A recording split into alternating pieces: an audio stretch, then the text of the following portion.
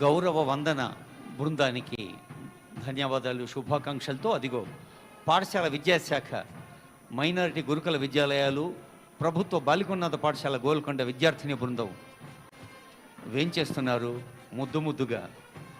నేటి బాలలక్ష్ములే రేపటి మహాలక్ష్ములు.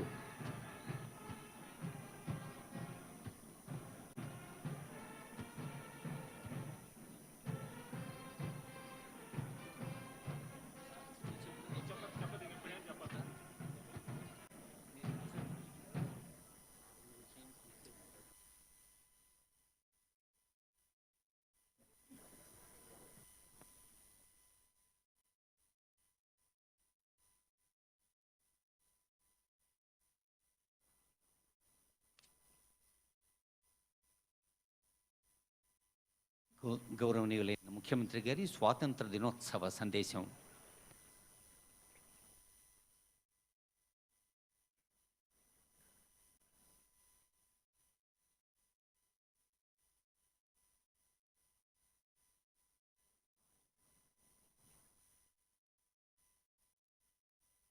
మిత్రులారా, భారతదేశ ప్రజలందరికీ స్వతంత్ర దినోత్సవ శుభాకాంక్షలు. బ్రిటిష్ బానిస సంఖ్యలు తెంచి స్వేచ్ఛావాయువులు పీల్చుకునే ఈరోజు మనందరికీ పర్వదినం. మన దేశ అస్తిత్వాన్ని, ఆత్మగౌరవాన్ని మువ్వన్నెల జెండాగా సగర్వంగా ఎగరేసిన ఈరోజు దేశ చరిత్రలో సువర్ణ అక్షరాలతో లిఖించదగ్గ రోజు.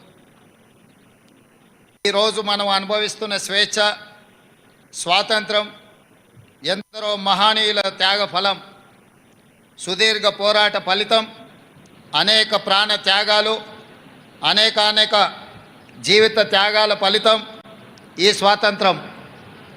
ఎందరో మహామౌల త్యాగాల వెలకట్టలేని బహుమతి ఈ స్వాతంత్రం. అటువంటి మహనీయులందరికీ శిరస్సు వంచి వినమ్రంగా నమస్కరిస్తున్నాను. వారి త్యాగాలను స్మరిస్తూ తెలంగాణ రాష్ట్ర ప్రజల తరఫున వారందరికీ కృతజ్ఞతలు తెలియజేస్తున్నాను. పోరాటం అంటే ఘర్షణ, యుద్ధం, హింస. కానీ ప్రపంచ చరిత్రలోనే ఆయుధం లేని యుద్ధాన్ని మన స్వతంత్ర పోరాటం, అహింసనే ఆయుధంగా మలిచి చేసిన మహాసంగ్రామం మన స్వతంత్ర సంగ్రామం. అహింస అనే ఆయుధంతో ఎంత గొప్ప విజయాన్ని సాధించవచ్చు అని రుజువు చేసి ప్రపంచానికి సరికొత్త యుద్ధ తంత్రాన్ని చూపించిన దేశం మనది. ఆ ఘనత, ఆ కీర్తి జాతిపిత మహాత్మా గాంధీకి దక్కుతుంది. ఈ సందర్భంగా ఆ మహనీయుడి దార్శనికతకు శిరస్సు వంచి నమస్కరిస్తున్నాను. ఈ దేశానికి స్వతంత్రం సాధించడంలో గమ్యం చేరినట్టు కాదు, అప్పుడప్పుడే పురుడు పోసుకున్న ప్రజాస్వామ్య దేశం ఒకవైపు సవలాక్ష సమస్యలు, మరోవైపు దేశ విభజన గాయాలు, ఇంకోవైపు దేశ గుండెలపై సంస్థానాల కుప్పట్లు. ఈ పరిస్థితిలో ప్రజాస్వామ్య దేశంగా భారత్ నిలకుదొక్కుకోవడానికి బలమైన పునాదులు వేసి ఆధునిక భారతావనిగా అవతరించడానికి అవసరమైన ప్రణాళికలు రచించి కార్యాచరణ ప్రకటించి సగర్వంగా, సమున్నతంగా ఈ దేశాన్ని నిలబెట్టాల్సిన బృహత్తర బాధ్యత నాటి కాంగ్రెస్ పార్టీ నాయకత్వ భుజాలపై ఉండింది. అజాగ్రత్తగా ఉన్న, అలసత్వం వహించిన, రాజనీతి లోపించిన, దూరదృష్టి కొరవడిన నేడు మనం ఉన్న ఈ భారతదేశం ఒక కలగానే మిగిలిపోయేది. శతాబ్దాల దోపిడీ, అణిచివేతల తర్వాత స్వతంత్రానంతరం 1947లో అధికారం చేపట్టే నాటికి అంతా శూన్యం.